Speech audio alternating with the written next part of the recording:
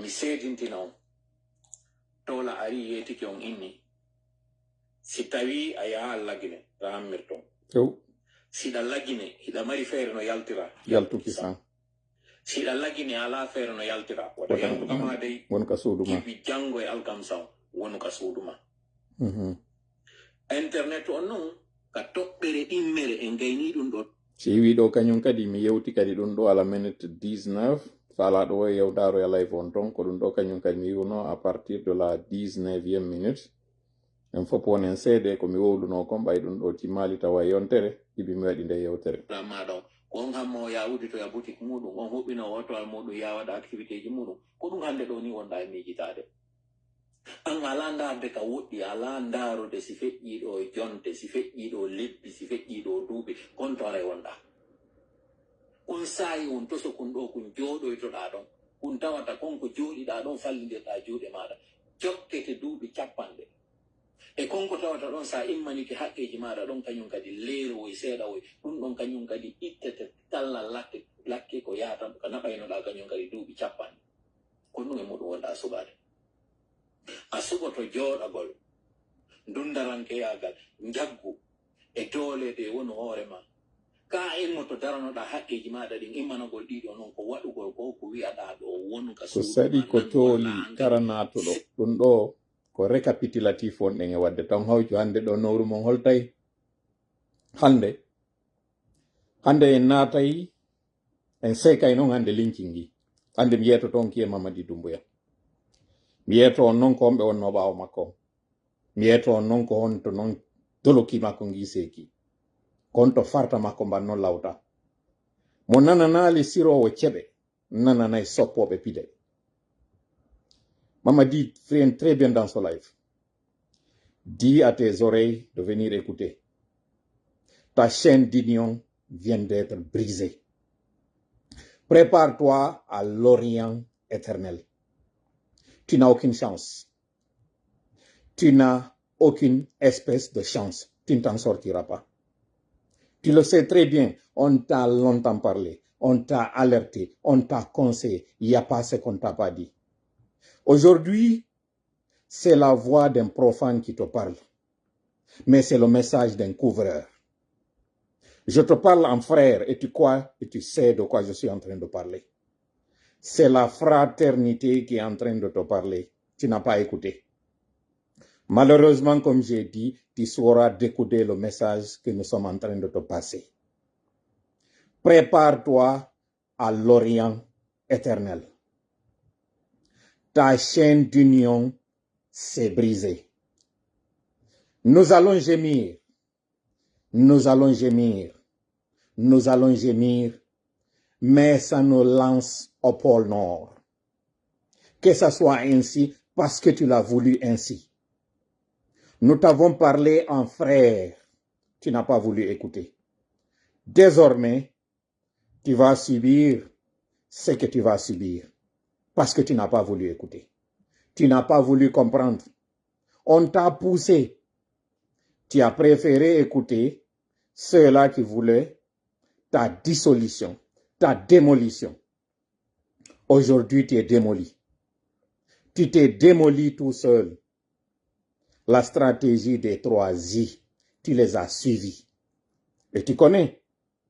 c'est quoi le terminus de ceux-là qui ont brisé le lien. Le VLS, ça ne te dit rien? VLS, ça ne te dit rien?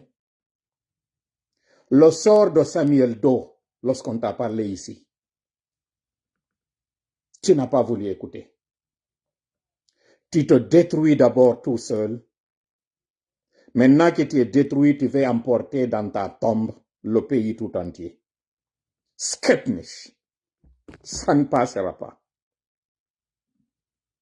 Hélas, hélas, hélas, 3 fois. De bâtisseur, tu es tombé dans la ruine. Tu n'es plus l'ombre que de toi-même. Est-ce que d'ailleurs tu en as une? L'oracle t'a parlé. tu n'as pas écouté. Par miracle, tu avais échappé au blacklistage. Ce miracle, tu ne l'as pas saisi. Tes heures sont comptées. Tu le sais très bien.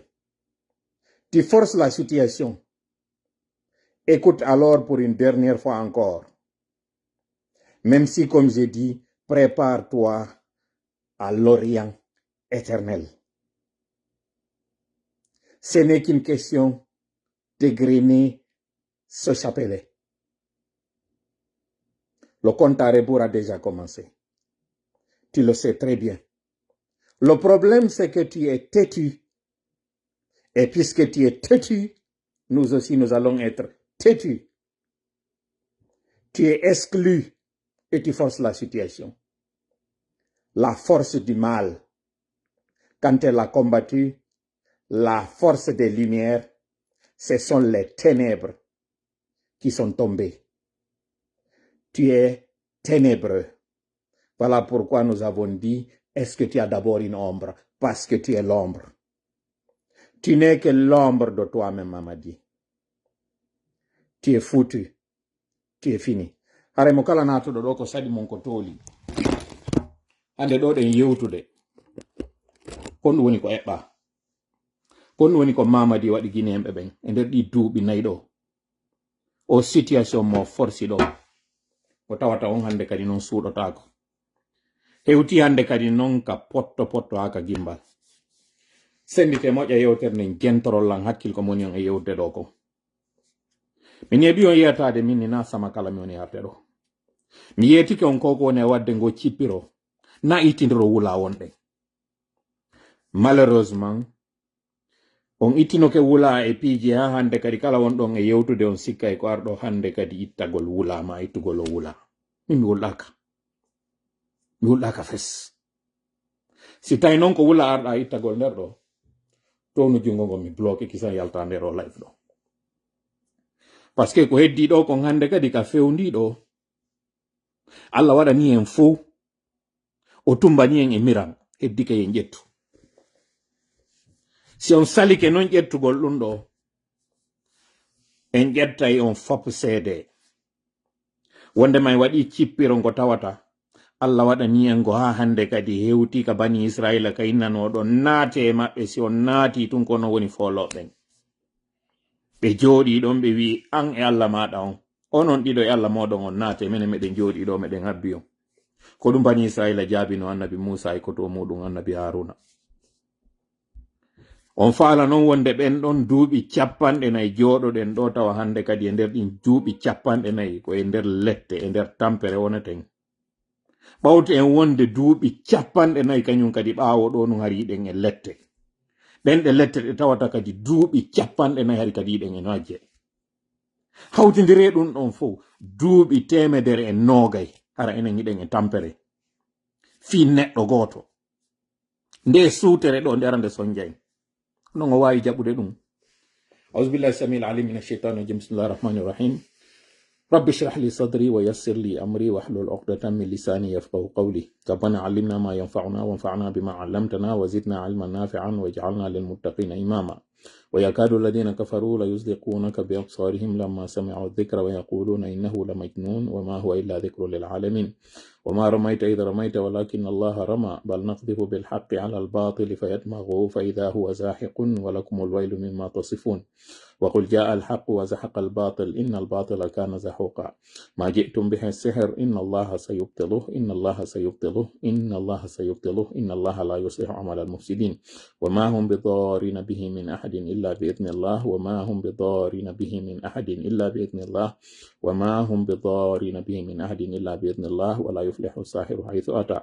فإن تولوا فقل حسبي الله لا إله إلا هو عليه توكلت وهو رب العرش العظيم إنا كفيناك المستهزئين إنا كفيناك المستهزئين إنا كفيناك المستهزئين والله يعصمك من الناس اللهم صل وسلم وبارك على نبينا محمد وعلى آله وأصحابه ومن تبعهم بإحسان إلى يوم الدين أما بعد hande ɗo andintinen ko asewe hawrituɗum nogay e jeeɗiɗi lewru sappo e ɗiɗaɓuru ndun e nder nde hitande guluje ɗiɗi e nogay e joyi hande kadi yiɗen heyɗintinde nde jonde meɗen nde tawata en ari humpitugol andina jama on kon ɗum feƴƴi kon ɗum fewndi kon ɗum kadi woni ko suti ko feƴƴi kon on fof on nani hiɗon andi kañum kadi ɗon manditi ko fewndi kon haray ko ɗum ɗo wona ɗon humpitede muɗum hottoɗen ɗon noon ko on ɗum woni ko suti saabu ko woni arde kon ko Allah tun andi kanko woni andi ko wirni kon mi andi noon somi hawriti ka yewtere an ɗo ka yewtugol an mi hawriti e sawaba hara yetten Allah miɗo torimo noon kanko hawrintinde lan e sawaba on yo hawrintimo noon kadi e sawaba ka jentitagol ɗo si ɗiɗo ɗiɗi noon ɗi feppodiri hara yette mo kanko Allah jarne mo mantemo sabu haray kanko woni ko moƴƴi e meɗen simi arno faljinede fawnade feggade ma fayude haray ɗum ɗo watte hoore an andon noon mi timma seeɗa an on e seeɗaji moɗon ɗin noon siɗi hawtodiri ko ɗum woni ko nafata ko ɗum woni so yi kanka tawata haray mi lellite kala konko tawata haray mi faggike muɗum ma mi fayi ono wurta noon en addon konko tawata kon rey ɗon taƴƴini kañum koni gonga on sina ɗiɗo fo onon kadi ɗon andi ka wonɗon ɗon goɗɗum no woodi ko tawata haray on ɓeyditay ka jonde meɗen ɗo ko tawata si goɗɗo janngoyma min tigi mi jangi wawa e wallitade konko tawata kon haray cekkina yewtere meɗen nden ɗo wota on wuddir haray watte ɗo e sowkeje meɗen en gollitira e nafayi ko raɓɓiɗi kon koko kafuɗen golle ɗen hina min tunna onon tun sina ɗiɗo fo anden seytane ko o mawɗo kikalajo ko gando o janguno kono ko bonɗo bof ɓayno mo jangi himo mari duuɓi kañum kadi si tawi o ardani neɗɗo on o wawaymo ko Allah noon dandata en bone makko en toriki Allah yo Allah wonu ballo meɗen o danda e bone seytane yo raɗmo ka jonde ɗo no raɗornomo ka lamateri makko o woɗɗinamo e meɗen enen e ɓerle meɗen no woɗɗidiri hakkude funnangue hirnangue amin ya rabbal alamin hare on nani o live mo tawata mi yiltitani ken ɗo e muɗum mo tawata ko le 24 ɗo wannoɗen mo toriɗen jama on wiwɗen mo kala yo wonu ka suudu muɗum wiwɗen on marɗo feere yo yaw sooda ñamete konko tawata o wawa gollitirde e nder balɗe sappo e yewti ɗum ɗo yimɓe sikkuno koye sama kala wonɗen on foppo on nani fettande wande nden e nder o jemma ɗo o yi kañum kadi mamadi on foppo on daarimo ɗo on daari siko oɗo wonno neɗɗo arnoɗon ko ɗum noon ɗo yomi arde konko tawata kon haray feƴƴi mi faala taw haray yiltitade ɗo e piiji seeɗaji no tawa e majji taw andingol en wonde ma haray ino woodi toriɓe en du'a ɓeɓe tawata haray ɓiɗɗo maɓɓe ino fooyi ko welduɓe noon e meɗen wakkilaniɓe en kañum kadi moƴƴa e ngo cippiro ɓiɗɗo maɓɓe ino nawni haray ɓe tori du'a moƴƴa yo Allah artiranmo cellal makko ngal dikkinamo e hoore jaam no andirɗen noon hiɗe wowi wallidirde ɗo ka waɗgol du'aji haray mi toriki on ɗum siwi ɗon kañum kadi haray nene gorejo amen mo tawata ko minen janɗiɗi jannuɓe men l'école maketenoɓe madame Ramatou Pita ɓe Bomboli hino faati e alarba feƴƴunoɗo on ɗo mi profita ɗo haray waɗugol ewol ngol ɓen ɓe tawata haray humpitanoki humpitiɓe ɓen kañum kadi haray anda ɓe ngure nden haray toroɗen ɓe haray yoɓe yallude fatunde ɗo waɗanen ɓe kañum kadi du'a ko nene gorejo an taw ɓe watti ɗon kañum kadi ko neniraɓe amen par ce que ko ɓeɗo janni men l'école kame wonno paykoy kala tawɗo haray waɗi pita no andi madame Ramatou Ba ɓeɓe janni ɓe woni ay directrice école haray ɓeɗo kañum kadi ɗen toraniɓe du'a torani du'a ɓen ɓe tawata fo kañum haray no heɓi fatulle wattoren ɗon justement kañum kadi haray kawraɓe an hino faati ɓe tawata haray ko ministre ɓe num fewdo tan Sékou Touré wiyeteɓe joni Allah hinno Falli Sangare wonno ministre du plan et de la coopération fewdo tan makko kanko Sékou Touré ɓe woni kañum kadi gouverneur banque centrale wonno noon kañum kadi haray ɓe ardike nokkudeji buy ɓeɗo ɓe faatike hankin sengo États-Unis ɗo fure on haray nattete lagine haray ɓey ngureji sangareji ɗin fof e ɓey ngureji Touré ɗin fof ɓey ngureji baaɗin fof ɓey ngureji bari ɗin fof timbi e saran e kala ka wontiri ton on haray ɓeɗo fof haray ɓe torama yarlagol kankan kañum kadi haray yeggitaka wano noon kañum kadi haray ɓe ngureji keetaji ɗin fof kañum kadi haray torama yarlagol nde fatunde ɗo haray inde am min e inde kala ɓe ngureji ɗin en torike kañum kadi haray ɓe ngure sangare nden kañum kadi haray yarlagol ɓeɗo en toranikeɓe kañum kadi du'a waɗangol ɓe du'a fi nde fatunde ɗo anda taw haray moƴƴa ko ɓe woni ɓe kamɓe par ce que min tiginami anduɓe ɓe moƴƴa ka sengo ka laamu maɓɓe na fi kadi haray wiyama ko laamu Sékou Touré waɗanen ɓe tun du'a andon kañum kadi ko siɓɓe an hiɓɓunoɓe yiɗunoɓe kañum kadi siɓɓe mum woni haray ko faatiɗo are noon joni naaten noon e vif sujet on no wirɗen noon live meɗen on ɗo mi faala noon yon po ɗum moƴƴa noppi fi komi woni on e yewtude ɗo ko sabu min nata mi ronki par ce que fanni manti en heɓali ko faala ɗen kon haray ɗen jokki ñande mi waɗno live an feƴƴuno ɗon mi yewtuno en ɗon fi suratu Yasin mi andina en curtewol Yasin ngol Allah hino addingol e bangeji buy kono siko ñoggugol ngol e waygol sendude pecce tati nden feccere nde tawata Allah on fuɗɗori tabintingol wondema nelaɗo ko gonga ko haqiqajo si yimɓe no wiide ko fenowo ko feetuɗo ko o mbilejo Allah addi ɗen ayeje ɗon ɗe tawata tuma o addi ɗe wo haray ko koddu o woni addude ko secret o woni addude o wi wondema o wondiri kanko mangu makko ngu wondema kanko nelaɗo ko nelaɗo few o adori ɗon hollugol ngol ko honno on nelaɗo ɗon o wawi mo yaltinirde hakkunde ayɓe makko o naɓi mo nokkure go ka tawata o hisi ɗum ɗon woni feccere arander nde tawata ko kanko nelaɗo yewta yewtora ɗen ɗon enen kadi mofte nelaɗo ɗen feccere ɗimmere nden kanko Allah o yiltiti e on tawno ɗon hari yawno e hakkunde yimɓe noddugol o noddi ɓe notaki o addoy goɗɗo go kañum kadi ɗoni ɗiɗo ɓenɗon ɗiɗo ɓe noddi notaka tammo go kañum kadi ari watti e hoore maɓɓe ɗon noddugol fay yimɓe ɓen ɓe hoolaki ko goɗɗo go mo tawata tawano kay ɓen noddaɓe ɗon wakkili immi ari fi kala haray no menasa inna on tuma tawtunoɗo ɓen ɗo wo ko wareteɗo o ari o wakkili waregol ngol yeeso jama on ɗon fof kono ari o gogindi ɓeeɗa ko wi ko o inni ene on notota ko ɓeeɗo ka woni on e noddude ɓe tawata ɓe landaki on joddi e koko ɓe woni on e noddude ɗo ene on dartoto ɓe fiiɓay tun kamɓe ɓe wi Allah ko gooto hiɗen andile enen ɗi sanamuji ɗi jokkuɗon ɗo fof ina gongaji oɗo ɗo yoɓe warde mo mapunde makko ni hari ko wiwgol ya layta qawmi ya'lamuna ene jallanum ɓe ngure anden ɓe yimɓe an hara ɓe anday no gonga on wondema koko mi wara ɗo fimo ɗum ko gonga min noon maɓe wari ɗo miɗo natude aljanna kamɓe noon ko yiite ngen habbiɓe Allah waɗi kadi nden feccere ɗon holli noddugol ngol naafiɓay haray on noddi on ɗuuɗali yimɓe ɓen salike saloto ɗon notagol noote ko konko won ɗon notade ɗon kon Allah jonnoy taw kisiye on Allah ko ɗon waɗata malore moɗon nde joni noon o adori yewtugol en nelaɗo o yewti en ko honno o dandiri oɗo tawɗo ko nelaɗo meɗen e yi hande ɗo ko konko nodduno e mum jokkuɗen o yiltitani en e woɓɓe goo feƴƴunoɓe ɓay kanko deftere nden nde yewtay ko fewndi kon nde yiltitanoma e ko feƴƴi kon fiya andu ko on ɗum waɗunoɓen nanunoɓe ko on ɗum waɗunoɓen salinoɓe nde yeetoma noon kañum kadi janngo ko on ɗum habbimo kala e moɗon ko ndeɗo tun wawi waɗandema hankin hande e janngo e nder deftere wotere e nder saa'i goto hendoɗa ɗiɗo fof piyaɗi o yahani en noon ka ɓuri woɗɗoyde ɗon on tawɗo on no yawiti woni ko feƴƴi ganin ɗo ko woni ko feƴƴi ko neeɓi kon o holli en enen ɗo mandeji 10 mbawdi makko ndin kanko Allah siɗa waɗani ko gonga wondema mo mari mbawdi o fuɗɗori taw hollugol e ndi leydi ɗo ndi wonɗen ɗo ndi ko honno ndi wonirta yorundi ñande o faala o wattoya ndi hecciɗundi o ardani en nangue ngen o ardani en lewru ndun o ardani en ko wonɗe remude piiji ɗin fof o andini na enen woni ɗi e waɗude hay koko wonɗe yaade ɗo e jardin remen waɗen engrais yarne ndiyam o andini en na enen woni e fuɗinde ɗum ɗo ko kanko ɗum ɗo fof noon o andini en o wawɗo wadde ɗum ɗo noon ene o hino ronki wawgol konko tawata haray an hiɗa sikki ɗum ko impossible e makko o sakkitori en landagol ɗum ɗon ko ɗum waɗi simiɗo yiltitade fayin e ngol cortewol ɗo mi yewtuno e ndeñande mi inni kala sattede nde guineji on heɓi ko Allah ari soddien e mayre na doole meɗen wiwɗen noon fewten o Allah waɗen duwaji ɗin hooloɗen hooloren o en yewtino fi dundarankeɓe giibi aranum fuɗɗi e annabi nuhu o noddi duuɓi 950 o heɓali notiɗo mo sina seeɗaɓe ɓeɗo ɓe daɗi yolagol ngol o yooli ko lutti kon fof aroyɗen kañum kadi e numurudu kañum e annabi ibrahima ko honno ɓe waddi annabi ibrahima ɗo o joganoki finkari o joganoki laɓi o joganoki fus kono o wawi dartade ɓe dundarankeɓe ɗo Allah waɗi ɓeɗo dandimo kanko yaltinimo ka yiite e hoore mo hisi hay ɓandu makko num fus waɗali hay leeɓi makko ɗin sumaɗe fayin ko Allah ɗo waɗi ɗum ɗon o arano en kañum kadi annabi Musa ko honno oɗo kañum kadi wawiri dartorade fir'auna yoola kanko o daɗi o fellali finkari o ƴettali hay hunde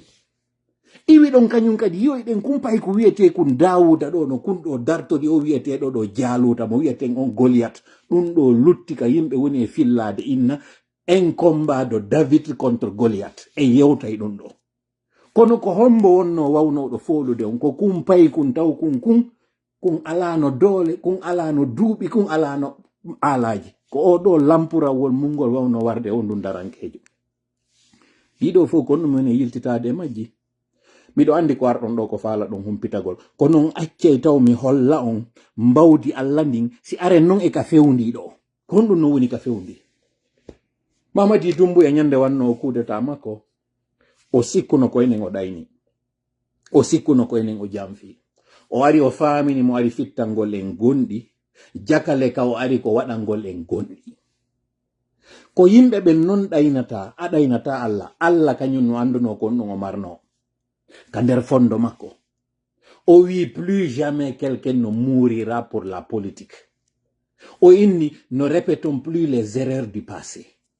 o inni la justice doit être la boussole o waɗi kudeta e hoore on tawɗo moƴƴike e makko hoolimo hoolorimo alko Alpha Condé wiyete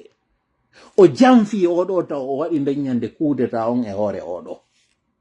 jakayi mo eɓɓi kañum kadi no jamfori non o hooliɗo mo hoolorimo ɗo enen kadi hooliɗo mo ɓen hoolorimo woɓɓe meɗen hay e waywasi yewtiki Allah yeggiti ko Allah addi mo kanko kadi o jaabinani en ɗin du'aji wannoɗin ɓay ko torinoɗen on tuma koye Alpha Condé yahu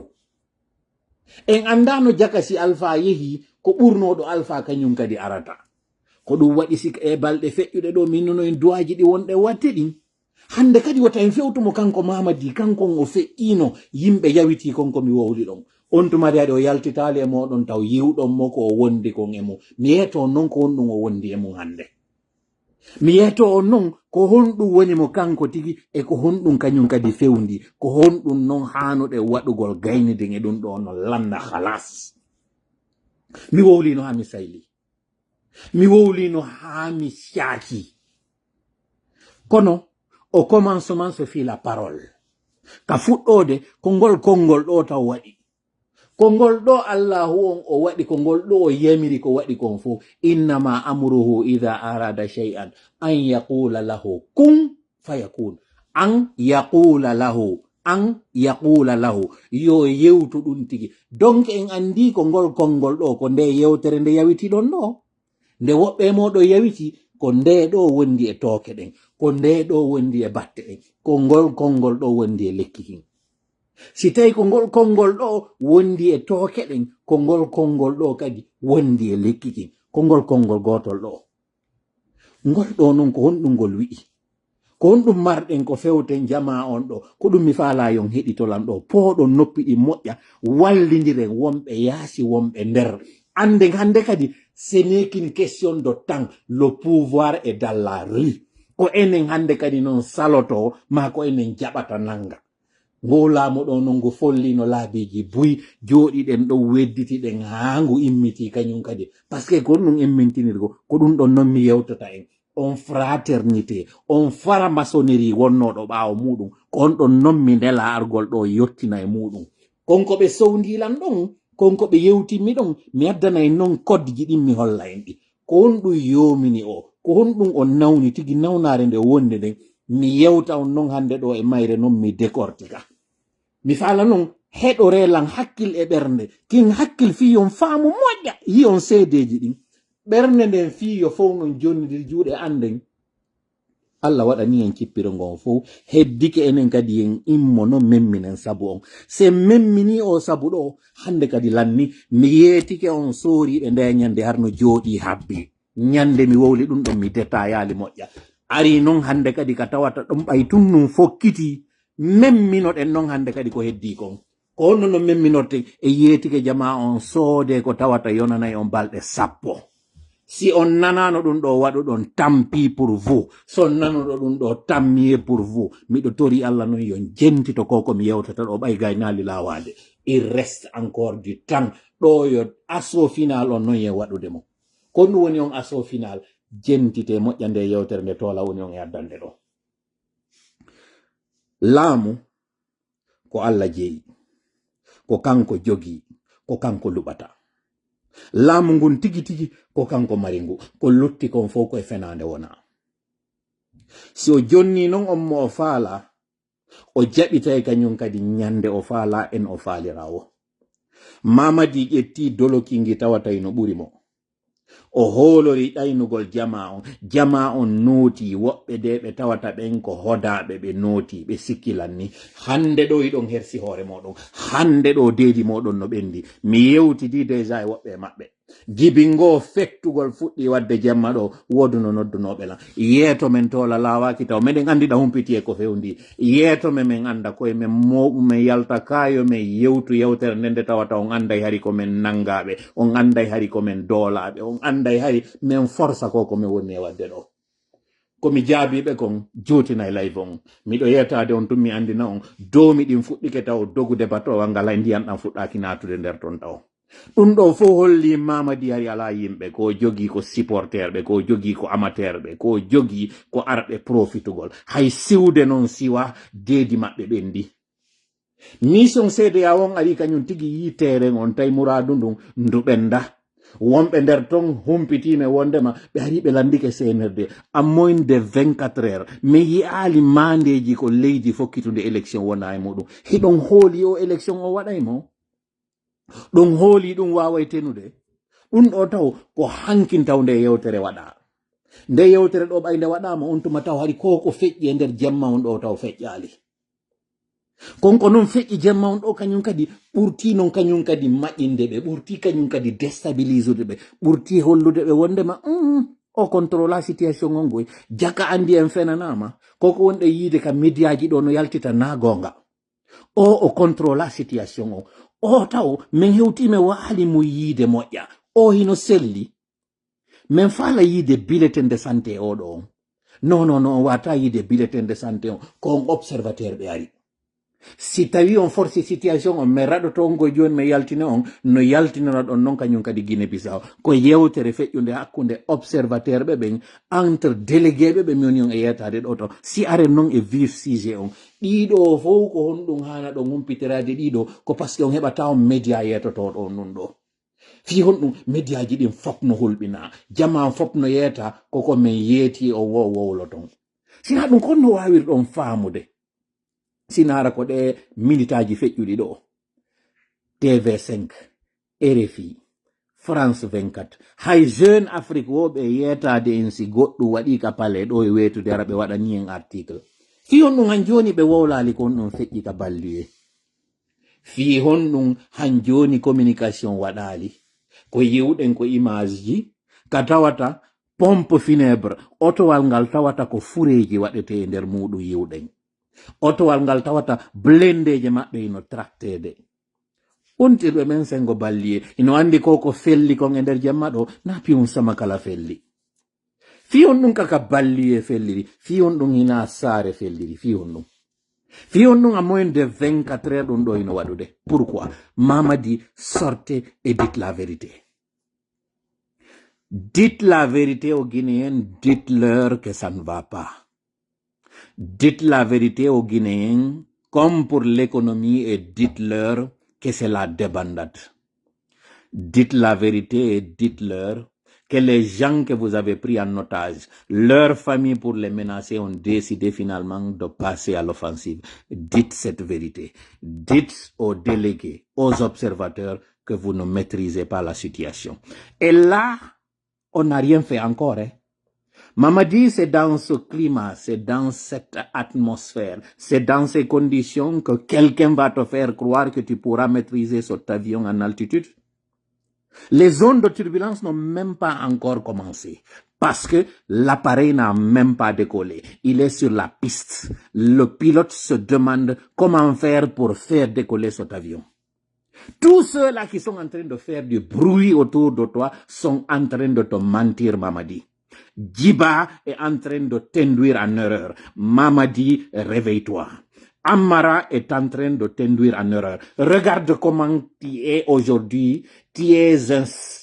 une sorte de momie en mouvement. Pendant qu'eux sont gras. Et ils t'ont déjà empoisonné, tu le sais. Tu t'es pourri la vie, tu t'es empoisonné, tu le sais. Tu forces la situation, tu ne vis que de sédation en sédation. Tu es quelqu'un maintenu en vie artificielle, tu le sais. Pourquoi tu n'es pas en train de prendre un break? Pourquoi, Mamadi?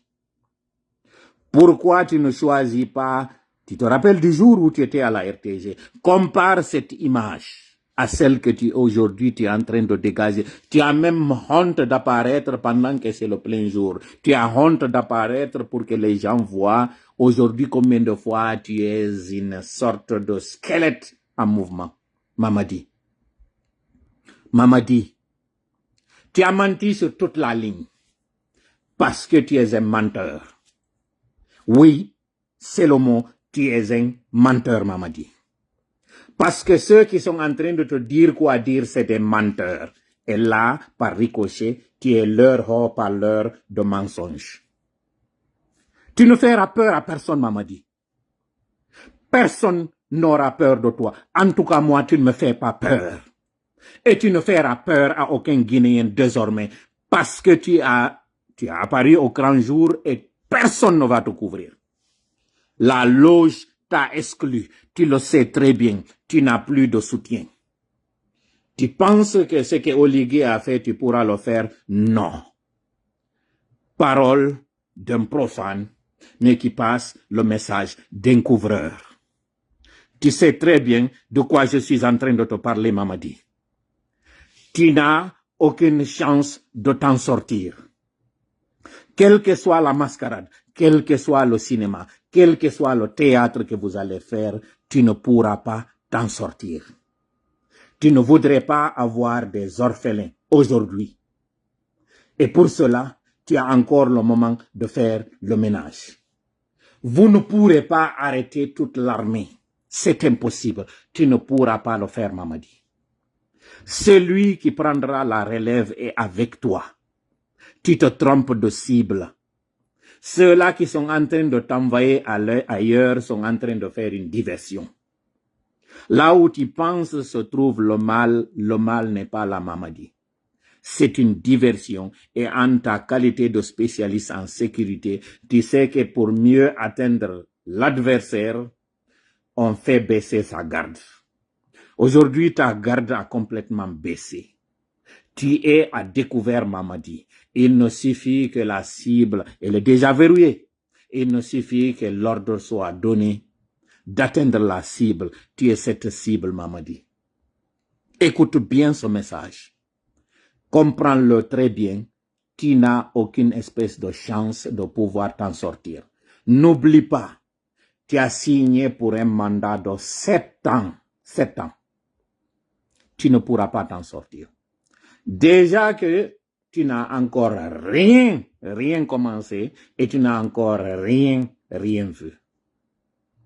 Sur le plan économique, tu connais combien de fois les caisses sont vides. L'artiste que vous avez invité là, tu sais très bien que c'est le même rituel qui se faisait depuis maintenant plus de 5 ans. C'est la primature qui se chargeait de faire cela. Et c'était des manias de l'industrie, des manias de business qui le faisaient. Faire venir un artiste, les gens ont tout simplement oublié que ça se faisait dans les villas de certains manias du pays. C'est ce que vous avez fait. On est en train de distraire les gens pour faire croire que c'est vous qui avez payé cette enveloppe de cet artiste. C'est pas vous. Vous savez très bien que vous n'avez même plus ces moyens. Malheureusement, ce sont des opérateurs économiques pour pouvoir sauver leur tête qui sont obligés de faire cela et vous attribuez le mérite. Voilà ce que les Guinéens doivent savoir. Ce n'est pas du tout le CNRD qui a invité Kofi Olomide. Ce sont des manias, ce sont des opérateurs économiques, c'est des personnalités riches qui ont payé l'addition, qui ont payé la note. Pour la petite histoire, vous vous rappelez très bien qu'un certain opérateur dans le domaine du BTP le faisait dans sa résidence. À l'époque, on faisait venir l'ancien premier ministre Kassori, qui participait aussi au festin, et on faisait croire que c'est lui qui avait invité. C'est la même rengaine, c'est la même stratégie, c'est la même pratique qui continue encore. Déjà que vous connaissez que ces caisses sont vides, et s'ajoute à ça maintenant cette question d'insécurité. Tu le sais très bien, Mamadi. Alors, jama la Guinée ko anu don famugol. Mamadi, mi fala on hollude do taw code mo tawata onon on andamo o yi Samuel do photo makko on dow do o yi ɓeɓande makko nden o yi nawnare makko nden ɗo nde tawata nden harende suudi ɗo no merde nden nawnare ɗon mi faala hollude on ɗo taw faramaçonnerie mo kanko Mamadi o woni e muɗum on faramaçonnerie ko on ɗum mi holla on ɗo taw sigle makko on GMD on ko on ɗum woni code mo ɓe waɗi on ɗo e ley o GMD yi on ɗo symbole maçonnique ji ɗin si kamɓe farmaçon ɓe ɓen mi andina on ɗo noon d'abord il a été exclu o yaltinama e ɗum on parce que wonɓe nder to wonnoɓe mo e wajade ɓen ala ko ɓe wolanali mo o wawali nanude o wawali famude ndaare ɗo moƴƴa o écran mo mi yoni on e yaltinande ɗo ko yimɓe marɓe hakkille non mi yoni e yewtude niveau mo mi yoni on e yewtude on wawai wonde plus élevé que certains d'entre vous mi heɗorelan hakkille ko mi yoni on e hollude ɗo kon GMD ɓe inni on ko général Mamadi Doumbouya kamɓe ɓe inni wo ko génération pour la modernité et le développement ka ko honno mi anda ko honno ɓe woliri GMD ko Godfather Mamadi Doumbouya Godfather ko on ɗum ko grand maître Godfather on ko on ɗum ko parrain ko on ɗum non woni ɗi symbole ji ɗiɗo kaɓe waɗi kon tigi kamɓe logo maɓɓe on mi andina on non logo c'est la parole en latin si innama logo c'est la parole c'est les écrits ndaare ɗo moƴƴa bâtir maɓɓe on taw terme bâtir wonande farmaçon ɓen si ɓe wi goɗɗo bâtiment bâtisseur bâtisson wonɓe ɓen e nder farmaçonnerie on ino andi kon ɗum ɗon firi ndaare ɗo étoile je joyi ɗi ɓe waɗi ɗen kaɓe ini ɗon ko 5 étoile on en réalité si on waɗi on formi koode nayi je wonɗe dow ɗen ɗe formi triangle on ino ka waɗa ɗo ndaare image on en tant que tel kanko on mi waɗana on mo ɗo mi itta taw koko woni ɗo mi waɗana on image on sans cette modification on mo mi woni on e hollude ɗo yaltinana on symbole ji ɗin mi waɗana on image on mo tawata on symbole ji ɗin taw ala e makko fiyo waw mo yiide moƴƴa ok image on ko modifié jo woni ɗo na image taw ɗo ngaray ɗum on ala e makko bon de toutes les façons kala faalaɗo yawde yiyoya no wawi yiyoyde ton ɗi étoile ji ɗo symbole ji maçonnique ji ɗin G on hino e majji bindol ngol compa on kañum e équerre on ndaare noon équerre on dow ɗo kaɓe waɗi mo on andi si ɓe waɗude kamɓe ɓe mari ɗin signe ɗi ɓe waɗirta fi charmugol e fi waɗugol adhera kamɓe wonɓe ɓen e nder maɓɓe fi yoɓe yuɓe anda ko goɗɗo e maɓɓe ɓe ndara no ɓe wallitoromo mi ala natude détail ji ɗin moƴƴa fi on andu ko nore mi humpitori ko komi woni on e yewtude ɗo jentite tun komi woni e yewtude ko yi on ando non ko on ɗum mi sakkitora mi yetike on yetagol on nawnare nde o mari nden si même possible si mi wawi hebde permission on ɗo mi lannude live on yeeto on hay e condamnation makko on ka quelle phase kanko Mamadi o woni e ko on ɗum waɗi so jaɓali yaltugol o waɗa campagne fi on ɗum ka woni arde toon fop o hewta o wiyatamo ka o yaltiti o foppi mo dari ko on ɗum woni mo e waɗinde ɗi manche longue ji ɗo ko on ɗum woni mo e waɗinde ɗi casquette ji ɗo ɗum ɗon fop mi yetto on e nder o live ɗo mi jentite taw mi holla on ɗo compa on ɗum ɗo ko logo maɓɓe on ni ɗum ɗo ko e nder konko ɓe waɗi kon ɗon on bâtiro ndaare ɗo moƴƴa GMD on ko le grand maître Doumbouya ko ɗum woni on GMD on ɗon en réalité grand maître si ɓe ni noon grand maître ɗen andi loge ji ɗin iɗi mari catégorie ji ɗin iɗi waywa si a innama iɗa wadde pyramide ji ɗin noon so en ƴetti par exemple Tour Eiffel France on o yi mo mari base mo mari ko inte médiane ko mo mari kañum kadi ko wiyete sommet on ko base on kono base on janɗiri wo sommet on wawiri heɓude force makko d'ailleurs ko ɗum ɗo woni caractéristique kala ko innete kon triangle kono base on janɗiri wo sommet on wawi towirde si sommet on a faala yo towu ko base on janɗinta moƴƴa sina ɗum si o towi hara yanugol makko ngol ino weli fi ko ɗum waɗi konko wonɗo yiide ɗo no ɓe woni waɗirde stratégie maɓɓe ɗin mi yewti nanen e français fi konko innete ɗon VLS ko valeur de loi sacré koko wonɗo yiide ɗo Mamadi en ino wondina yimɓe ko konko tawata kon ko acte kañum kadi mo on farmaçonnerie mari wondinirgol yimɓe ɓen deftere ɗin que ce soit non bible que ce soit Quran ko sawata ka woni wo ko holiɗa e muɗum konko ɓe innata valeur sacré ji ɗin volume des lois sacrées ko ɗum ɗo wonɗon e yiide koko ɓe woni e wondinde yimɓe gang on kañum kadi konko wonɗo yiide ni noon mi andina on ɓe waɗino discours d'investiture makko ɓe préparino ottuɓe ɓen aroɓe ɓen ɓe waɗino hay ɗi sharpe ji ɗi wonɗon e yiide no waɗeteɗo ɗi moƴƴinanoma few yowlataji ɓe ɗi moƴƴina kon ɓe moƴƴini ɗi mais kadi moƴƴinira noon fap ɗum ɗon on fop kañum kadi min hindinoke par ce que kamɓe ils sont déjà dans la logique e ɓe andi o feƴƴi goɗɗo watamo yiltude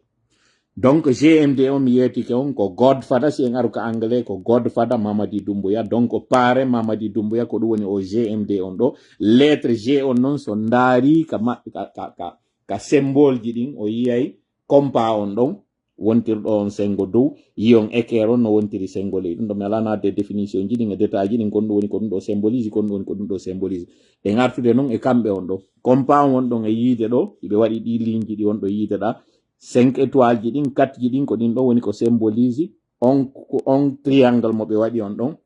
bâtir on ɗo ɓe waɗali a on no ɓe falirano noon par ce que ɓe andi si ɓe waɗino a on triangle ɓe innayno yimɓe ɓe watano jangude moƴƴa kono ɗum ɗo ko hollugol on tum signe ji piiji ɗi ɓe watta ɗin yiltite noon ñande investiture makko o yon ganji ɗi o wanno ganji daneji ɗin ñande wonno wadde on investiture makko on ɗon ɗin ganji daneji ɗi yuno ɗon ɗon hino tawa e majji kañum kadi on symbole e on rituel mo tawata kamɓe farmason ɓen ɓe waɗay yahen noon joni ɓen ɓe hoolaki fewndo yawno Gabon ñande o yawno investiture Oligui o eɗon sikka ko fi on ɗon Oligui ƴettirno nden ñande on torche ngey yiite ɗon on buusi huɓɓeteɗo lando ɗon noon kañum kadi ka franc-maçonnerie kon ɗum feri ɗum ɗon o sauf que non mauvaise nouvelle on noon pour lui o laacama o escobignama hande kañum kadi ka o anduno ɗum ɗon noon waɗi hande kadi o laacama mo anduno ko force makko on non ɗon ko ɗum ɗo wonɗo yiide nde nawnare nde o jogui ɗo ande nde o jogui nden ɗo hande kadi il doit se battre tout seul hande kadi o ala oɗo mo wallitade ça c'est déjà très mauvais pour lui et très bon pour nous ɗum ɗo ko ɓen taw ka fraternité wallunoɓe mo ɓen tawnoɓe ɓen ko kamɓe kañum kadi impose no yo bawuri tawno e systéme on ɗo so yi gibi inna primature ji ɗin ɗi fuɗɗama waɗede ko bawuri ɓuri heɓude longévité ɓurɗo juutude o Elage Mohamed Bey Avogui neɓirano ni oya kañum kadi onno Bernard Goumou neɓirano ni bawuri ko ɗo ɓuri neɓirde ni yeltite noon yaw lando ɗon hoore moɗon question o kon ɗum waɗi si bawuri kañum neɓiri ni e ni e ni allez vous poser cette question yey famon ko min on expliquande kon wawɗo kaka hoore tappata wawaɗo kaka hoore kañum kadi tappete ɗum ɗo fof ko fi yetagol on honɗum mi waɗi poste on ɗo le plus important ina ko tawata kon feƴƴi e nder hanki jemma o Mamadi en immike ɓe yi balli e yawgol fella par ce que hiɓe tañƴini si ɓe yeyri sengo balli on ton ɓe felli ɓen ɓe huli ɓen wota immo ara par ce que tola yalti wowli kon ko tawata kon hiɓe andi o yalti o confirmi ko tawata service de renseignement ji maɓɓe ɗin yeetike ɓe wondema saare nden nde laaɓa wondema eno jilli wondema ka kanji nantodiraka andi ton noon l'histoire est en train encore de se répéter fewndo ɓe wonno e wadde référendum on kañum kadi si ɗon anditi ko ni kañum kadi ɓe immornoɓe yehi ka hot balli e ɓe yehi ɓe felloy ton kañum kadi binde ka référendum o waɗata e yiwno ɗin vidéo ji ɗi ɓe yawno on tuma kañum kadi ɓe yehi ɓe nangi forestier ɓe ton ɓe felli les même yawnoɓe waɗi ton ɗum ɗon ko ɓe kañum kadi immi yehi ko waɗɗo kon ko kamɓe kañum kadi ɓay ɓe felloyi ka hot balli e ton e yiɗin image ji ton kaɓe yawnoɓe nangoye ɗumaɓe forestier ɓe wonnoɓe e cuuɗi abandonné ji woɓɓe maɓɓe tawi ko médecin ɓe immi ɓe yehi kañum kadi kindiya ɓe ɓe waɗi ko ɓe waɗi kon kindiya ton kañum kadi malheureusement noon koko wanno ko malheureusement pour lui heureusement pour nous kon stratégie mo ɓe waɗuno on tuma kañum kadi hulɓingol ngol waɗa on kulol ɗon e hoore armée on ton ko ɗo noon hande kadi retourni contre makko information ji tati o nano e ɗi yewte nder ɗe balɗe ɗo arano ɓe inna ko ɓe humpitike ari PV verni no ka hot ballier ɓe retraci triangulairement échange téléphonique ji waɗude hakkunde makko kanko e soldat ɓe wonɓe ka nder garnison ji puisque noon ɓe anda exactement ko wonto o woni mais ɓe tañƴinike koye on secteur ɗon ɓe yimmi ɓe waɗo e fellugol ka jemma ɗon fi darugol si ɓe yaltay kaɓe suuɗino ton si ɓe yalti kaɓe suuɗino ton hande kadi noon ɓe wawa wadde ara affrontement on kamɓe e maɓɓe première information deuxième information ko wondema ko o gradejo ɓe yaltuno fi muɗum yawgol nangoyamo ton par ce que on ɗon ɓe naɓanimo convocation ji 2 fois yo yawka ho commandement o jaɓali notade troisième fois o noon ɓe yimmi ɓe yahandemo ton sauf que non malheureusement pour eux ɓe acci haka tawata innete mission d'observation international no e leydi ɗin ɓe ɓe waɗoy koko felli ɗo ko wonɓe ka on mission d'observation ɗon kañum tigi min humpodiri e muɗum ɓe inni tigi tigi on hiɓe huulidi leydi ɗo ko honɗum woni ko feƴƴata e mayri au moins fewdo ɓe yawno non Guinée Bissau ko waɗuno o wo waɗude hay ɓe yalti e leydi ndin toon ɗo noon ɓe ari ɓe hewti tun taw waɗi donc pour eux il n'y a pas de sérénité il n'y a pas de calme ɓeñino mari nden mapunde ɗon taw ko sécurise gol ɓeɗo taw woni ko jama o maapi mi sakkitoro e noon ka yewtere yetagol jama on fof ko honɗum hanuɗo waɗgol ko honɗum noon kañum kadi eɓɓi ko honɗum ñoññini par ce que kono mi wiri noon na ko feƴƴi ko woni important koko woni arde kon noon gibi ɗo hande kadi ka tawata ɗon ko suuɗano kon ko mawano kon ko yumano kon hande kadi yaltiti e kene parce que on fof o yiiɗe lance roquette je ɗi ɓe wondi e muɗum ɗo lance roquette je yaltinantake bandiɓe wonɓe yaade fimugol gaz lance roquette je yaltinantake ɓen tawɓe ko pinkaje tum ɓe jogi ɗe blendeje ɗo yo yaw ha gongal e majje hawre e muɗum ngal tawata ngal ɗo koyo ngal remorque si ngal wawa hotude ka base ton na Mouradou Sama kala feƴƴi troisiéme version mo nanoy ton on ko wondema padre har no humpodirde e woɓɓe ko ɓen ɗon noon ɓe ha ɓe localise ɓe andi on to ɓe woni ɓe humpitino tawano e maɓɓe hari ɗin sadakaji wonnoɗi e wadde sengo ka hot balli e ton ɗin sadakaji ton ɗi tawata ɓe holloya e on image ji ɓe inna ko nanganoɓen ɗe balɗe ɗo yeetiɓe ko homɓe wonno hari correspondant e maɓɓe ka sengo balli e ton ɓe yeeton ka sadakaji pucci waɗa ka sadaka geloji waɗa ka sadaka nayi waɗa ɓe yaltinani on kañum kadi image ji piiji ɗi tawata ɓe yaltinoy ka kanji ɓe addi ɓe ina ɓe ari ɓe nangi ɓe hawri e maɓɓe hay e étranger ɓe tawnoɓe ko ɓeɗo wonnomo e waɗande vaudou on kanko padre voilà version ji tati ɗi habbitoto ɗon e muɗum yo senedde yoɓe suɓo ɗon ha ɓe ndara ko hombo e majji ɓurata welde fi ɓe jonnoyay ɗi kañum kadi médiaji étranger ji ɗin atotoɗo humpitude on fi muɗum on ko kañum Jeune Afrique Jeune Afrique jooɗoto moƴƴa no ɓe waɗiri o documentaire mo on ɗon e yiide ɗo e ɓe inna ke Mamadi Doumbouya le mystère Mamadi Doumbouya ɗo e ɓe wowlu ɓe inna hina wawɗo haala ɓe holla absence makko on wondema na normal ko ɓe woni e wiide ɗon wokke c'est l'homme silencieux l'homme qui a choisi le silence l'homme discret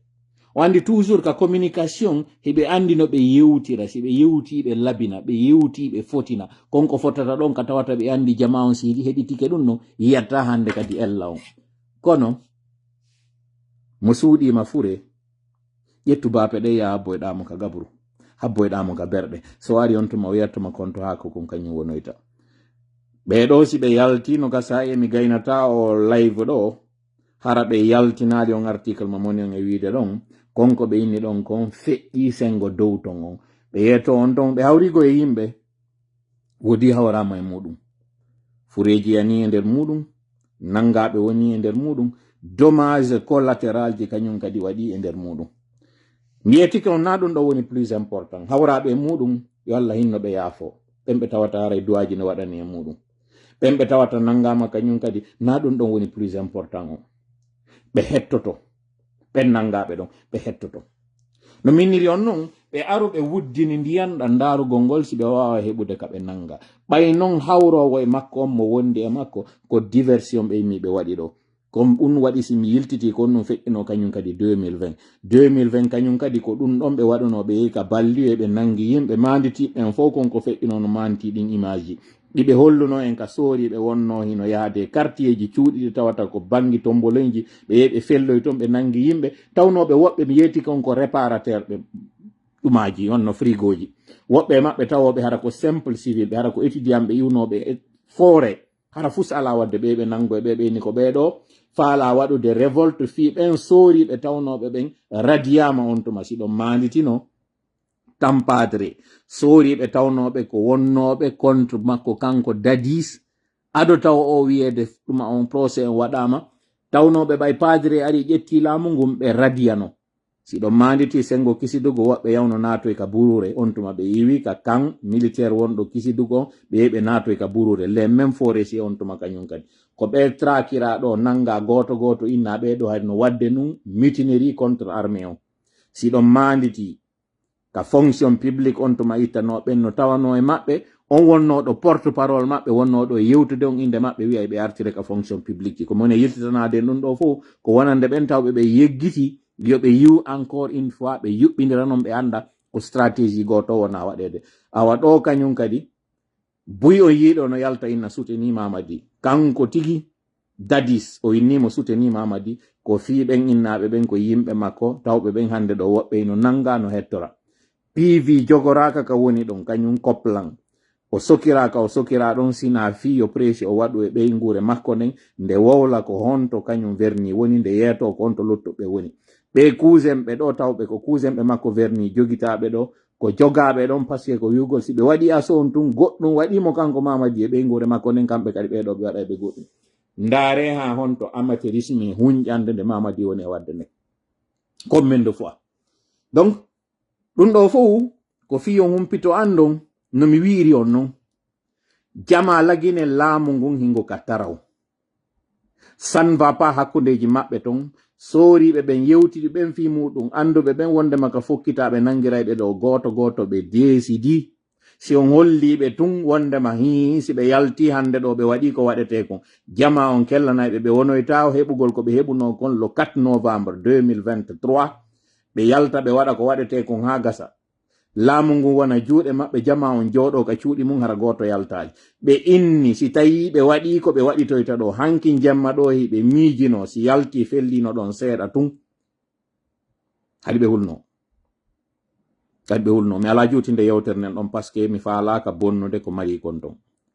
ande tun ono wonɓe ɓen lagine janngo si on immike o yeehi e ɗi biroji fotti ɗo ka heɓoy on taw waray ko ono woni ko ɗaɓɓi CNRD bloquike kamɓe hay e ko ɓuri ɓe moƴƴande hande ɗo ko yo kawo waɗu hara élection yaaka par ce que kanko Mamadi mo mari nden nawnare nde tawata nde ka hoore makko taw goo mo mari nden nawnare ka hoore makko tawde nde métastase mayre on noon iɗen andi si innama goɗɗo noon o yewti phase de métastase haray phase o hande kadi o woni très critique mo mari ɗon ɗon taw nden nawnare ɗon e makko kulol ngol o mari ngol kañum kadi yiwgol situation leydi kadi woni ɗon mi yeetike on no gasa o yii e saay o immino o ari mi yeggiti kon ɗum non addunomo o jaɓano tippade wonno ka ottowal makko laƴugol makko ngol koko won ɗon e yiide mo laƴa ko nawnare nde o jogi tawnode ko nawnare neɓunde hari non hinde ɗabbede hari nde ñawndede nde hewti non e niveau hande kadi mo tawata wawata ko couvrade fes ko invité ɗo kofi kon ko piyun kun o marno gibi o wonno pay kun hari mo tawanno en groupe de danse fewndo ɓe wonno kankan hari ɓe waɗayno répétition ji wenge musica ɓe waɗayno répétition ji kanko Koffi Olomide ɗi morceau ji ɗo noon ɗi o wowno yimude ɗin o amadi ko ɗum andirton ko woni e fendude ɗo ka date makko naissance inna ko 85 o heɓa Mamadi Doumbouya komo 78 Mamadi Doumbouya ko 78 heɓa ko hendiɗo non accès e dossier makko scolaire on fewndo wonno ka primaire ko ɗo jonni information on avec exactitude haɗi mi adda mi jonna fow avec précision c'est parce que moment on hewtali taw ka kaydiji makko ɗi o déposi ɗin France ko décembre yafe ko décembre 1984 woni kaɓe waɗi ton onon morceau mo tawata kanko Koffi o ari o animiɗo o yimi anditen noon Koffi Olomide mo mari morceau mo waɗi inneteɗo Papa Bonheur fewndo yaltini on morceau makko en 1990 version original mo waɗno organisation ji société civile porteno plainte hoore makko sabu haalaji ɗo wowli ɗin e nder on morceau ɗon ɓe naadi mo kaso kono noon hande mi woni e yiide ɗo wonɓe wonde défenseuse ɓe wo ko droit de l'homme droit de la femme hande ɗo no tawa wonɓe mo sutende ɓen anditen Koffi Olomide heɓike vidéo ka woni e dampude jiwo goɗɗo e amoɓe makko ɓen komo alana respect rewɓe ɓen fes une personne qui est sans vergogne sans aucun respect pour la femme. Il a chanté en 1990 un morceau qui lui a valu des critiques à l'époque, qui lui ont même conduit à aller subir la prison à l'époque. Et c'est lui que Mamadi Doumbouya qui a fait croire que c'est un respectueux des femmes, qui respecte la femme, qui la valorise. C'est lui qui n'a trouvé rien d'autre que d'inviter cet homme dont la vidéo a circulé où il est en train de faire violence sur une femme. Ça, c'est Koffi Olomide. Ça, c'est sans parler de ce morceau. Ce morceau sorti en 90, qu'il a fallu d'ailleurs remixer en 92. Mamadi Doumbouya, tu avais dansé dans un groupe à Cancan. Tu faisais partie de ces répétiteurs de morceaux. Tu étais un danseur de Zaïko à l'époque. Si c'est vrai que tu étais né en 1985, comment se faisait-il qu'en 93, 95, tu étais déjà membre d'un groupe de danseurs de ce morceau que vous faisiez comme répétition quand il y avait des rencontres scolaires? Ça veut dire que si tu es né en 85, tu faisais ces répétitions alors que tu n'avais que 10 ans, c'est ça? Ça montre déjà ton mensonge sur ton âge. Tu sais très bien que tu es né en 1977, ce qui fait qu'en 1995, comme à l'époque, les ados de l'époque, c'est ce qu'ils faisaient. Wenge Musica, Mano Musica, Kofi Olomide, Pepe Kale, Orlis Mabele, Zitaninel, c'était ça à l'époque. Tu le sais très bien. Et ça, c'était un rêve d'enfant que tu viens d'accomplir là.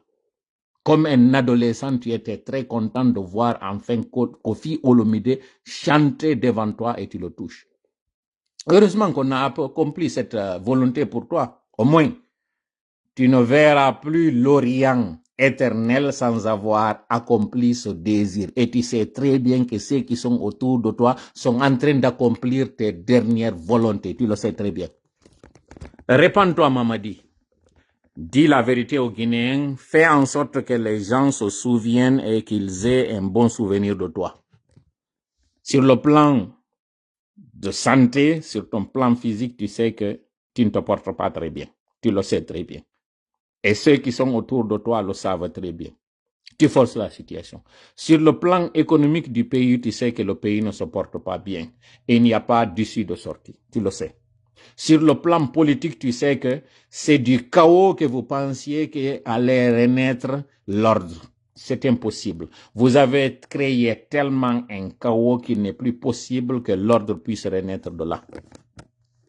Et c'est ce qui t'a fallu justement, cette exclusion. Tu sais très bien de quoi nous sommes en train de parler. Inutile d'aller dans les détails. Sache que Mamadi n'est pas Oligui.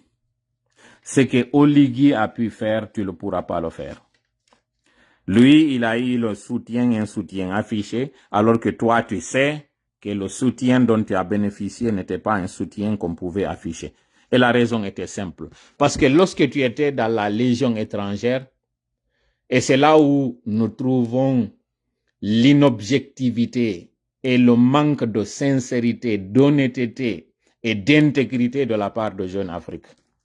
Au lieu de dire que tu as été exclu, tu as été banni de l'armée, tu as été jeté dehors de l'armée pour cause d'indiscipline, le média s'est contenté de dire que ton contrat n'a pas été renouvelé.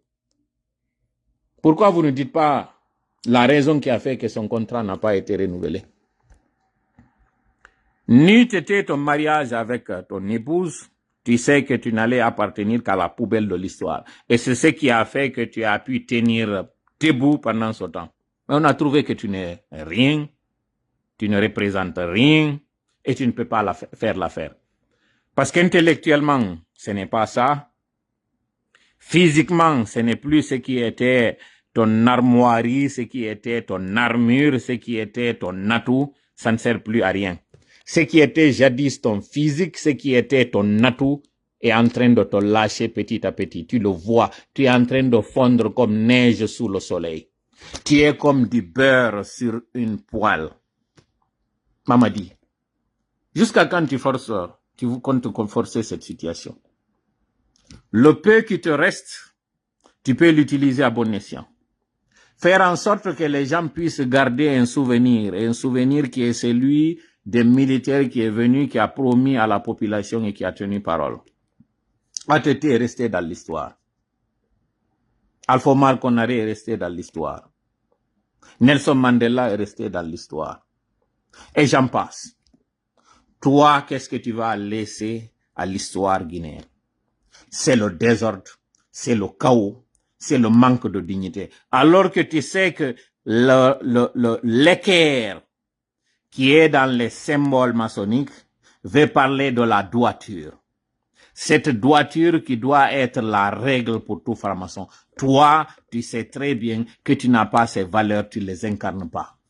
Tu n'as rien de qualité d'information. Tu n'es qu'un anarchiste. Tu es quelqu'un qui a la folie des grandeurs. Et malheureusement pour toi, ça ne représente pas les valeurs de ceux-là auxquels tu t'étais affilié. Malheureusement pour toi, regarde. Amara aujourd'hui, il a une belle mine. Bala Samora, une meilleure mine. Djiba, on n'en parlera même pas. Alors que ceux-là sont supposés être dans une moindre condition que toi. Toi, tu es escarmouché,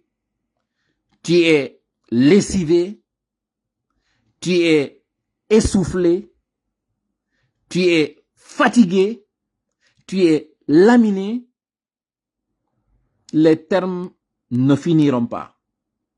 pour décrire à quel point, même malgré les traitements, même malgré le régime alimentaire auquel on t'a soumis, malgré tout, ça saute aux yeux que Mamadi, tu ne vas pas bien. Et ce tasseau d'hier est venu encore mettre à nu ce que vous étiez en train de cacher il y a très longtemps. Quand il y a eu le tir à Kaloum, vous n'aviez pas à l'époque aussi fomenté que c'était un véhicule qui avait forcé un barrage. Il y a eu des tirs de sommation. Et ce sont ces tirs de sommation qui avaient conduit à ce qu'on barricade toute la capitale à l'époque. Toute la presqu'île de Kaloum avait été barricadée. Nous, on avait choisi de faire profil bas. On a dit tout simplement que la vérité viendra. Parce qu'on sait ce qui se passe à l'intérieur. Vous savez ce qui se passe à l'intérieur. Le peuple de Guinée désormais doit le savoir. Le peuple de Guinée doit savoir que tu n'as pas le contrôle. Et ça, c'est la troisième fois. Ça, c'est le troisième assaut. Quand il s'était passé ce qui s'était passé l'an dernier encore, au mois d'août, septembre, vous vous rappelez très bien ce fameux jeudi, où vous aviez demandé à tout le personnel du palais de se calfeutrer. Vous aviez barricadé à l'époque toutes les ruelles qui menaient vers le palais, et ça, c'était en plein jour. Ce fut la première crise que vous aviez gérée sans trouver le commando qui était l'auteur. Après ça, cette nuit encore en ville. Et cette fois-ci, la chose que vous n'aviez pas du tout voulu qu'elle éclate. Pendant que nous avons entre les murs cette mission d'observation. Elle a vu à quel point le pays de la Guinée n'est pas un pays en sécurité. Et vous voulez faire croire que des investisseurs viendront dans un pays où des militaires se promènent avec des armes lourdes. Des blindés se promènent comme si nous étions... Vous avez vu le concert de Mamadi? Des artistes gardés sur le podium avec des armes. Même si un concert se faisait aujourd'hui à Kingston, à la Jamaïque, ou bien même en Haïti, que ce soit à la Gonaïve, que ce soit à Port-au-Prince,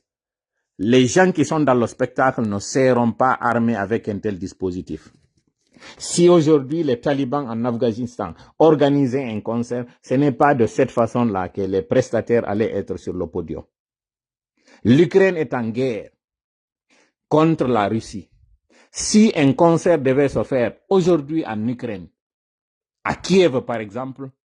le spectacle n'allait pas être d'une envergure ou le dispositif de sécurité n'allait pas être comme celui que vous avez fait à Conakry. Vous pensez que ça, c'est une belle image? Mamadi, est-ce que c'est ce genre de dispositif que Oligui au Gabon avait lorsqu'il montait sur le podium pour danser?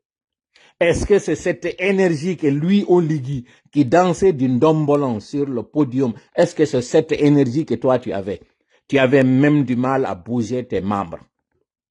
Tes pieds étaient lourds. Tes mains étaient lourdes.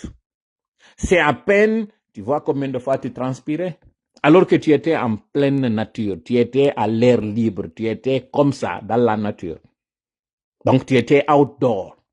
Malgré cela, tu transpirais. Parce que tu connais les stéroïdes qu'on te donne pour que tu puisses te maintenir. Tu le sais. C'est pas à moi de venir dévoiler ici ton bulletin médical, Mamadi. Mais les Guinéens doivent savoir, tes soutiens doivent savoir que tu les as jetés dans la gueule du loup. Les gens sont allés faire campagne à ta place. Ils sont allés prendre des engagements à ta place. Des gens ont dépensé leur argent en ton nom et à ta place. alors que ceux qui t'ont poussé à faire ça savent très bien qu'ils ne sont ni les bénéficiaires ni toi, personne d'entre vous. Ils n'attendent que le moment fatidique pour que finalement, qu'on fasse comme ça a été toujours le cas en Guinée. Les gens ne font de coups d'État que sur un cadavre. Tout ceci pour dire au peuple de Guinée, restez chez vous. Le CNRD est en affrontement avec une force invisible. Ils savent c'est quoi cette force. Et ceux-là risqueront de sévir sur des bureaux de vote. Vous savez ce qui s'est passé le 1er décembre 2024. Des innocents ont payé pour des choses dont ils ne sont pas du tout, dont ils n'ont aucune connaissance. Vous voulez que, à la fin, que vous soyez aussi ces agneaux de sacrifice? Vous voulez que quand il y a, je ne le souhaite pas, des incidents dans des bureaux de vote, que vous soyez parmi les victimes de ces incidents? Wone kam mudum dire ma fewelo won fatay tun o wura mama di sella nawnare nde wonni de mo ande o hisatande o yeetanoma kañum kadi nde nawnare ko woni lekki mayre wonɓe mo non e puusude ɓen ɗo ko falano komɓe wonnomo e waɗande ɓe waɗanimo ha hewti ɗon kon ɗum no woni ko yurmi kon kono mi wiri noon ɓe wonnoɓe e noddude la wiya tola yeeto men ko felli ɗo kon ko ɗum wona e mum ɓay angiɗa humpiti ɓuri menen tigi wonɓe ɓen ka leydi ga ko ɗum ɗo wonoɗa wolde fimo min mi wowlata mi anda par ce que ɓen ko arɓe humpitagol anda kon ɗum yata yeeto yo na noon e juuɗe amɓe yittata kono ko ɓuuti holli ko muusi foppi yiiɗo andi o yiiɗo image wonɗi e circulde ɗen wakkaɗe ɗen o yiiɗe o yi kañum kadi concert waɗɗo ɗo mo tawata haysi ko Kingston Jamaica wonano waɗede concert ka tawata yimɓe ɓen arda e pinkaji ara eno bambiɗe eno saawiɗe eno sekkiɗe eno jogiɗe concert waɗata hande ɗo ni Haiti kaynete ɗon cartel ji ɗi ma Colombie ma ka wiwɗa o hay Mexique fewndo ɗo ka côté cartel ji ɗin siɓe wadde hande ɗo ni concert siɓe wadde hande ɗo show wata wona no Mamadi ƴawirno noon ka wore podium e hakkille moɗon kon ɗum waɗi ɗum leydi lagine ɗin koye guere ndi wona kon ɗum woni Mamadi sino déplace to e camp militaire fiyon ɗum kanko mo andi ko fewndi ton ko onon noon ɓay on anda janngo imme yahoyon ton si goɗɗo waɗoy ton koye hoore mo waɗoyta en tout cas do piiji tati mi waɗiɗi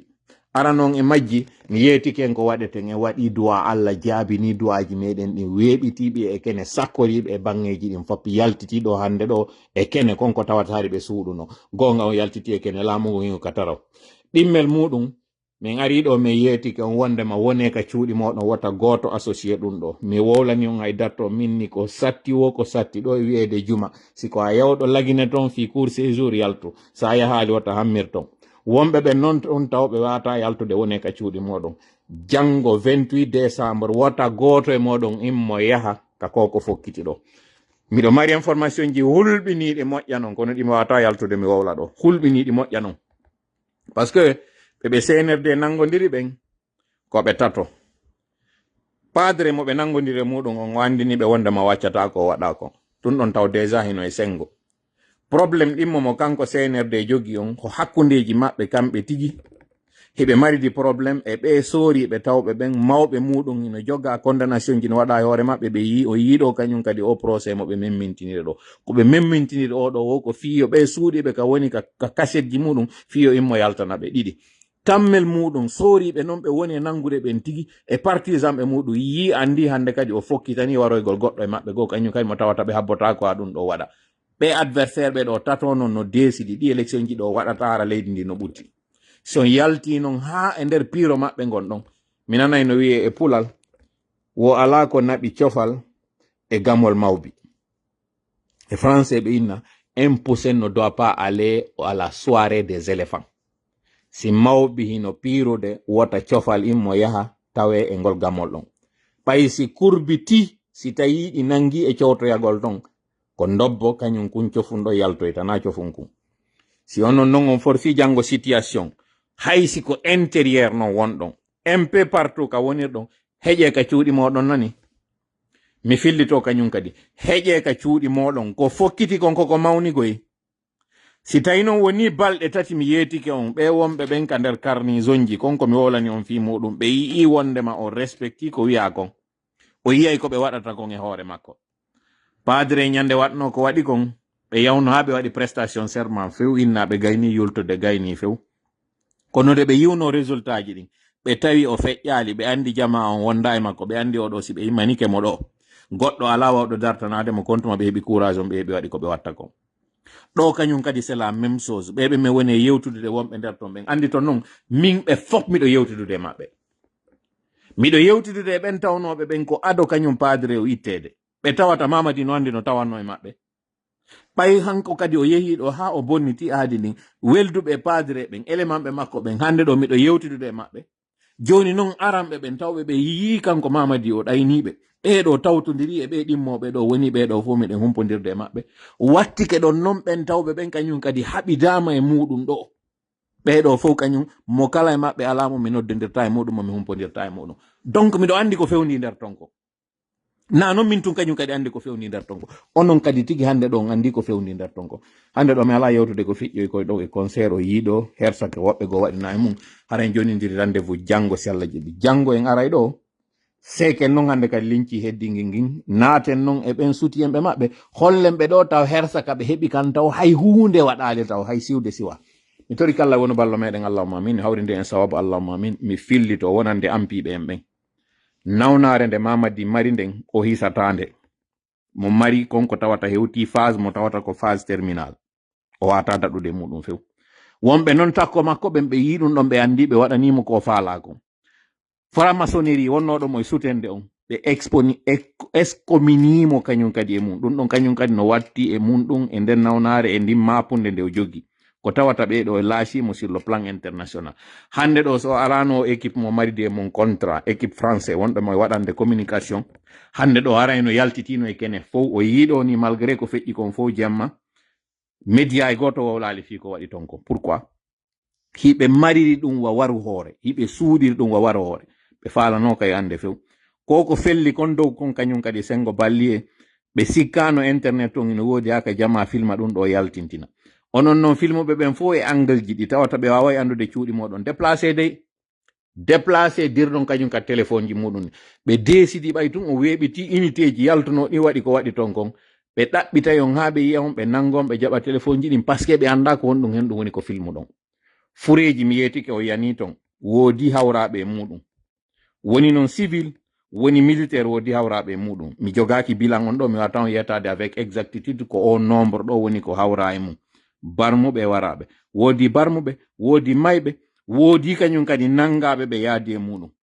innocent ko andi e ko anda fi muɗum fop tawama e ɓeɓe ɓe nangi ton ko wakilan suwa noon habbe communication ji ɗi ɓe yaltinta ɗin ko goɗɗo e ɗiɗo tati ɓe yaltinoyta ɗi mi wowlanno on ɗin ara noon e majji mi yetike on ko honɗum ɓe humpitike échange mo tawata waɗi e nder téléphone ko tawata ko triangle ɓe jogaki exactitude nokkure nden ɗe ɓe tanƴini PV humpodirama e muɗum verni PV e ɓen sori ɓe tawɓe ɓen hino woni réfractaire hiɓe habbi ɓen yo immo waɗa ɓe goɗɗum ko ɓen ɓe inni on zone ɗo ɓe yawɓe fella si ɓe felli no fellira e nder jemma ɗon ɓe riposta e joni ka woni ɗon ɓe yalta e joni ɓe heɓa no ɓe nangira ɓe sana pas été le cas no ɓe habborno noon en deuxièmement ke padre no humpodirde e woɓɓe ɓen hino sengo dow ton sadakaji waɗama nokkeli gono ton tawɓe woɓɓe hino tawa e maɓɓe étranger ɓe girigiriji e sifa ɗum ɗon ɓe yiɓe waɗoy ɗum ton ɓe wawi hawrude ɓen ɓe nangi woɓɓe maɓɓe troisiéme hypothèse on enfin troisiéme communication ɓe waɗoy taw ko wondema goɗɗo e haut grade ɓe hari no convocano o noddanoma Guiɓe Fewndo Abdoulaye Keita e nodda 2 fois o arali troisiéme fois noon ɓe décidi kamɓe tigi ɓe aranaymo koye nder noon arangol on ɗon on kanka tawi o andi ɓe aranaymo woni o préparé o hebili par force kanko kadi ko ɗi wonno tirji waɗɗi ɗum kono noon otoje dow ɗe ɓe ardunoɗe waɗugol cippiro ngon wooduno e maggal fettinangal e majje goɗɗum tawi ngal ɗo ngal wata rulitude hande kadi donc quoi qu'il en soit voilà les 3 informations capitales ɗi tawata ɗin mi wata jonnude avec précision avec exactitude ko oɗo on e majji woni ko tawata ɓe yaltinanoy on onon jama kono ko goɗɗo e ɗiɗo ɓe yaltinanoy taw tout compte fait noon ko ɓuuti holli ko muusi jama laggine on andi laamu ngun ala juuɗe maɓɓe ngu gayniɓe fuutade ngu gayni sortade si on nani hande ɗo komi woni on e yeetade kon on iwtiri ɓawo ɗum ɗo en hettay ngu laamu meɗen si on yawitike noon ɗum ɗo o waɗali e nder duuɓi 40 haray wutte kala ko innete fi laamu e ɓuttu kanko no Mamadi lannigoy mi filito ɗum ɗon kañum kadi ko woni en sikkuno padre wonno probléme on padre yani ɓuri wonnoɗo padre immiti ɗo kañum kadi mamadi fi mum o lanni kono clan on wonɓe ɓen takko makko ino desidi hande ɗo so yani ko kamɓe woni immintinde ko ɓe faala kon kañum kadi waɗa ɗum ɗon tanke noon en yaltali enen sakkiɗen ɗum ɗon immiɗen daraniɗen haqqeji muɗin ɗin ko ɓe faala kon ɓe waɗata yo Allah hinno yaafo kala fataniɓen ɓen yo Allah hisin en hisindena en ɓe gureji meɗen janngo restez chez vous pendant 10 jours gibbi e alkamsare nde no wirɗen noon wone ka moɗon wata on associé o e hunde wata on ɓattude e hunde wata on tefa ko ɓe woni wadde. Assalamu aleykum wa rahmatullahi wa barakatuh.